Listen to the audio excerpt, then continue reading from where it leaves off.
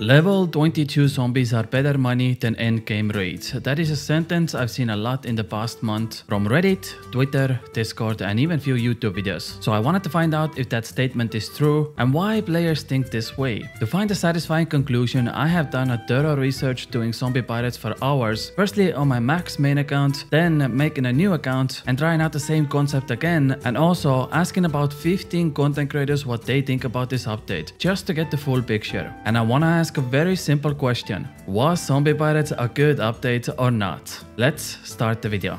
Solo Mission says this: Zombie Pirates are not more GP per hour than endgame raids. Well, let's find out. Firstly, I tested this on my max main account and I wanted to try it out on almost perfect conditions. That means Venator bow, extremely good range setup and cannon. My first hour there was 910 zombie pirate kills without being interrupted once. In total my loot was worth 5.7 million GP, but keep in mind I also spent 400k on cannonballs and another 100k on supplies. So in total my first hour was 5.2 million GP profit. My second hour was a little bit better with 927 zombies, and once again I wasn't interrupted once by PKers. This time my loot was in total of 5.5 million GP, and once again I spent 500k on supplies, so that is 5 million GP profit. My third hour was the best as I got a whopping 1009 kills, which gave me 5.7 million GP profit. And my fourth hour was the chillest. I was watching a movie because by that point nobody had still attacked me. It might have been because it was lunchtime during the week, or maybe I just got lucky, but I got 792 kills, which gave me 4.4 million GP profit. So in total I made 20.3 million GP pure profit in 4 hours, and that comes to a little bit over 5 million GP profit at level 22 zombies. Now if we go to wiki and search for 500 invocation raid, that comes up to almost 15 million GP per hour. So Solo Mission was right. Endgame raids are better than level 22 NPCs. We are saved, thank God. But there are a few caveats here. Firstly, it says 15 million GP an hour, but out of that, Dumek and Shadow makes up 12 million GP. And well, it's one of the hardest items to obtain on any account. The difference is basically all or nothing. Without getting the Dumek and Shadow, Tombs of Amascut is only 3 million GP an hour. Now yes, you could get lucky and not only get one Dumek and Shadow, but also get another one 10kc later, and pump your money up to 50 million GP per hour. But at that point, we're just talking about arbitrary numbers that have no real life value. And yes, I did want to add this segment into the video just for the flex. But that's the reality, and it's the same with 2 other raids as well. The big ticket items are what makes the money, whether it's Twisted Bow, Sight or Dumek and Shadow. You either get that or you don't really make any money at all. Add up with the cost of supplies and we all know how much you really blank. It's actually rough to say if level 22 NPCs are better money than endgame raids. One thing for sure, the zombies are extremely consistent, as you can see from my 4-hour experiment. The money is almost always the same no matter what, because the majority of the loot is alcohols or stable items. Since I already mentioned my 4-hour period, let's see what West Ham has to say about that. Players don't factor in the risk and the time spent getting PK'd, which is the biggest outlier for GP per hour argument. Since people always assume you go completely undisturbed for hours and don't lose any money at all being PK'd. Well, he's right, kinda. You see, yes, I didn't get PK'd once during my 4-hour experiment, and I might have been lucky, but I genuinely believe it depends on your combat bracket. When I went there on a level 90 account, there were PKers and players on every single world, and you couldn't do the content more than 15 minutes without someone trying to kill you. And that's where West Ham is right, it does really cut into your money per hour. Worst case scenario, you die. Best case scenario, you have to bank and you just wasted 5 minutes. But I also think PKers who are max levels don't really have the incentive to go there. There is so much better loot at the Revenant Caves, Wilderness Agility Course, the Slayer Cave, and overall deeper levels than camping max accounts at level 9 Wilderness. But what about early level accounts? Well, GameQ has a statement to make. If a player would start their journey from the beginning and play for fun and efficiency, I believe one part of their journey should be in the wilderness. And since at the beginning the player can't access most of the content in game, perhaps the reward domain of dangerous wilderness moneymakers could be that it provides the best GP if the player properly manages the risk and reward. So I tested this out myself. I made a brand new account fresh off the tutorial island, and I had one goal in mind: try to start the zombie pirates as fast fast as possible. For that, I completed Waterfall Quest, Fight Arena, 3 Gnome Village, traded over some supplies and got 37 prayer with 2 inventories at the Chaos Altar, and the account that was about 90 minutes old was ready to attack some zombie pirates. During my hour, I died twice. Once because I only had 10 hit points and a zombie got to me, and second time because, well,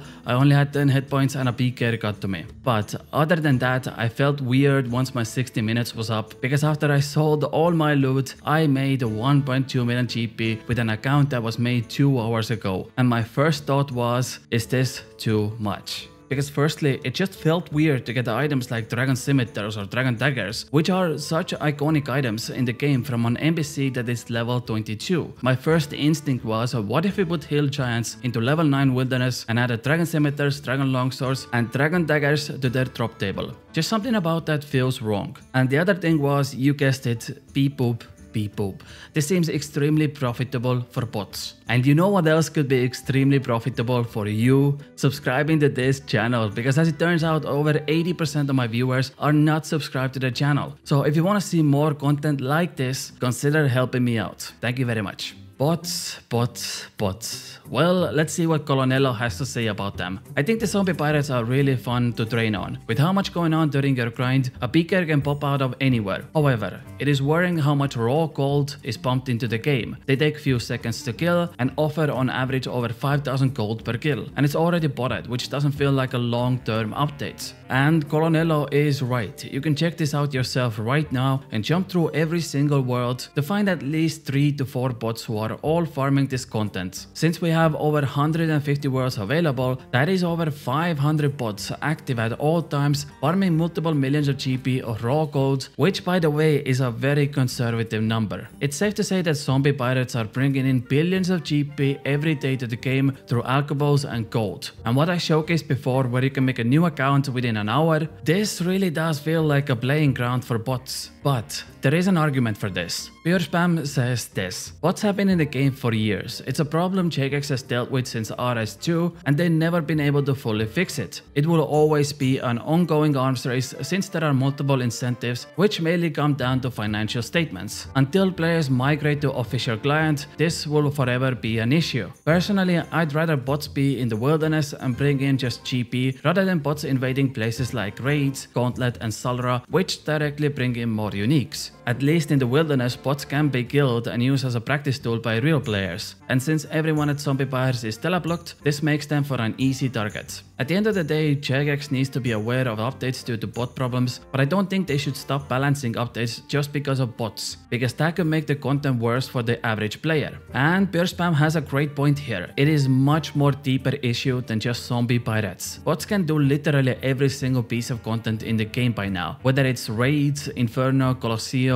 and all the bosses in the game. At that point, you might as well keep them in the wilderness. But that doesn't mean the raw gold entering the game isn't still a problem. Hanani says this: inflation is already a problem. If you look at RS3 and how they left their economy unchecked, the value of money could become ridiculous, and flat gold could devalue other parts of the economy like skilling resources. It's lazy to just add alks and pure cash as drops. Also, make woodcutting profitable again. Okay, relax Hanani, we can't go that far. Imagine if woodcutting became great again, but until then I will get my 23 magic logs per hour and I will take it. But she's right, like I mentioned before, it's very likely that bots are farming billions of GP every single day at Zombie Pirates, and if left unnoticed for longer periods of time, it could have a massive impact on the economy, which means your items also have less value. Now, there is a way to alleviate the raw gold problem a little bit, which is unique rewards. Mold said this: the only rewarding drop in Zombie Pirates is the teleport anchoring scroll, which is already crashing.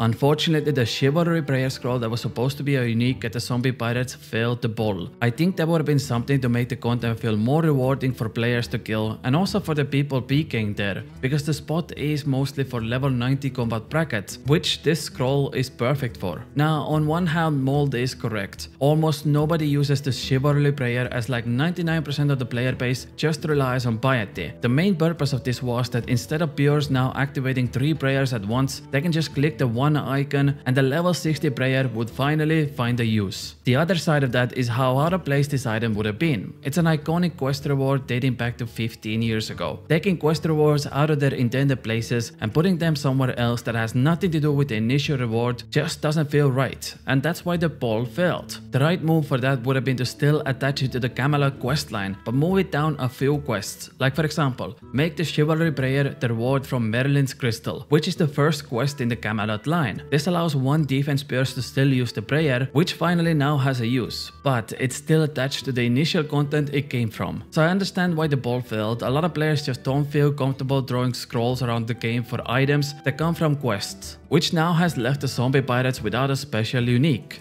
Prison Joe says xeric should add blood shards to the Theater of Blood drop table. You know what, Joe, that's not really the uniques we're talking about right now, but thanks for chiming in. Gentle Director says that in general, I think the OSR's team are always gonna have hard time balancing drops and content in the wilderness, and that is just due to the volatile nature of not being as predictable as regular bosses. That, with the added benefit of working together in the wilderness as a team, could make the content even more unstable. In an ideal world, there should be good value given to players who are engaging in risky content, but in practice I don't know what that needs to look like in order to not undermine the other challenging content by simply being outright broken to offset the potential threat of PKers. Absolutely great answer, and I 100% agree with him. Wilderness should be rewarded better as soon as you step across that line, but it should never be as good as the hardest content in the game, especially when we're talking about level 9 wilderness and level 22 zombies. Also, I asked Jeoparite for his thoughts on this, but he's currently on vacation, so he just sent me a picture of a camel.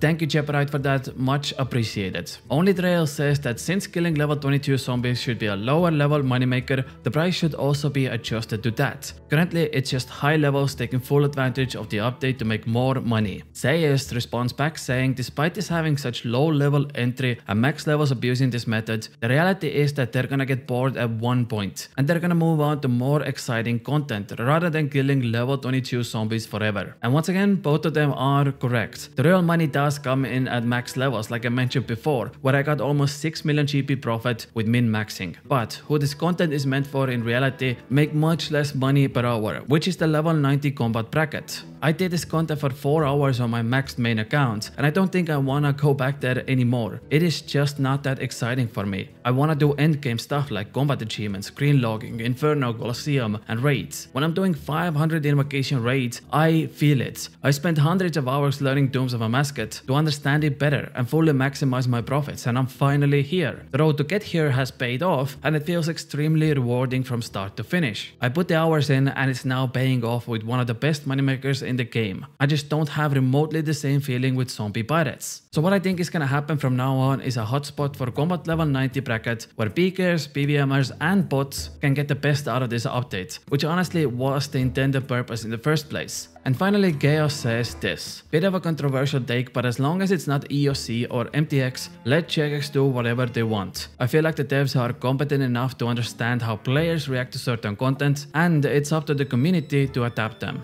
I don't think it's controversial at all. I think anyone who has spent time in the wilderness can say that since Moldmank joined the xeric team, the wilderness feels much more alive. I've now spent the last 2 weeks in the wilderness with my previous video talking about the Wilderness Slayer and this one talking about a specific update, and I can safely say it's extremely active again. If you look at the state of the wilderness like 7 years ago, it was so empty. The best options were glue scrolls and black chinchompas. But there is also the other side. We're putting every single best moneymaker in the wilderness, and making them more out of touch with the rest of the game could be a disaster waiting to happen. When wilderness bosses were released, they used to be 10 million GP an hour in the first months. The Rogue Chest rework still offers you up to 270,000 thieving experience along with 2 million GP, making it the best training method in general. And the same goes for the Wildy agility course as well. If you remember when Revenants got released and how broken they were, to a point where xerics had to rework them 4 times just to get it right. And now it's the same repeat again with zombie pirates. Soon enough, if this continues, xeric is inevitably gonna run into a problem, which is that you can only put so many absolute best moneymakers into wilderness before you run out of space. And I think artificially inflating the prices so people come to the wilderness is a short-term fix. Now, what is the long-term healthy fix? Well, I don't know, and I don't think you know either. In fact, I would even say Jagex doesn't know, because if that was an option, it probably would have been in the game already. But I still would like to hear your thoughts. I asked almost 15 content creators what they think about this, and now I'm asking you, what do you think about this update? Is it good? Is it bad? Let me know down in the comments, but that's it from me. If you enjoyed this video, make sure to subscribe, and I'll see you all tomorrow with another one. I love you all very much. Bye.